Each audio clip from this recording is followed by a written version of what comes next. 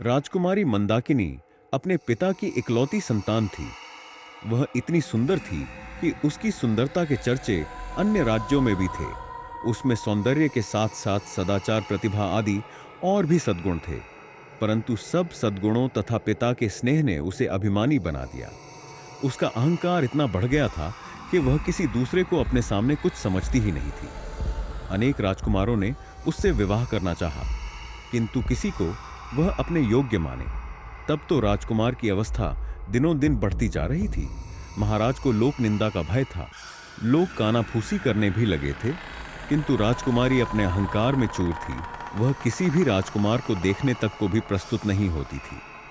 अंत में महाराज ने पड़ोस के युवक राजा रंगमोहन के साथ एक योजना बनाई और घोषणा कर दी कि राजकुमारी के आगामी जन्मदिन पर प्रातःकाल जो पुरुष नगर द्वार में पहले प्रवेश करेगा, उसके साथ राजकुमारी का विवाह कर दिया जाएगा।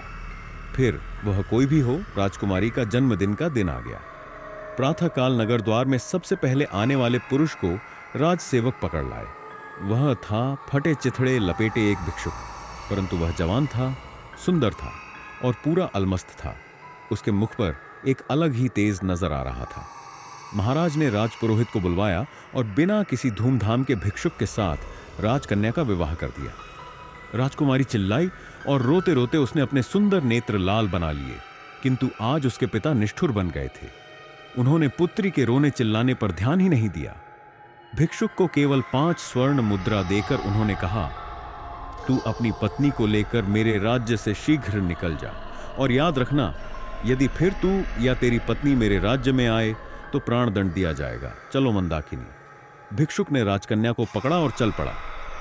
रोती बिलखती राजकुमारी उसके साथ जाने को विवश थी, परंतु ईज्यों का त्यों प्रसन्न था। वह पत्नी के रोने पर ध्यान दिए बिना गीत गाता चल रहा था। राजकन्या को पैदल ही पिता के राज्य से बाहर जाना पड़ा। भिखारी उससे मधुर भाषा में बोलता, उसे प्रसन्न करने का प्रयत्न करता। पर्याप्त दूर जाने पर जंगल में नदी किनारे एक फूस की झोपड़ी में दोनों पहुंचे। भिखारी ने कहा, अब यही तुम्हारा घर है। तुम्हें स्वयं अब जंगल के पत्ते और लकड़ियां लानी पड़ेगी। कंदमूल जो कुछ मिलेगा उसे उबालकर खाना पड़ेगा। पास के गांव में लकड़ियां बेचने जाना होगा। मैं भी जितना बन सकेगा तुम्हारी सहायता करूंगा। राजकन्या के लिए यह जीवन बहुत दुखद था, किंतु व्यवस्था सब करा लेती है। उसे एक ही सुख था कि भिखारी उसके साथ बहुत प्रेमपूर्ण व्यवहार करता था। कुछ दिन ऐसे ही बीत गए। फिर एक दिन भिखारी ने झोपड़ी छोड़ दी और मंदाकिनी को लेकर वह एक गांव में आया। वहां वे दोनों एक खंडहर जैसे घर में रहने लगे। भिखारी कहीं से कुछ पैसे ले आया और उससे उसने मिट्टी के बर्तन खरीदे। पत्नी से कहा, इन बर्तनों को बाजार में ले जाकर बेचाओ। किसी समय जो राजकन्या थी, उसके लिए सिर पर बर्तन उठाकर बाजार में जाना बड़ा कठिन काम था, किंतु मरती क्या करती, उसे जाना पड़ा। भिखारी ने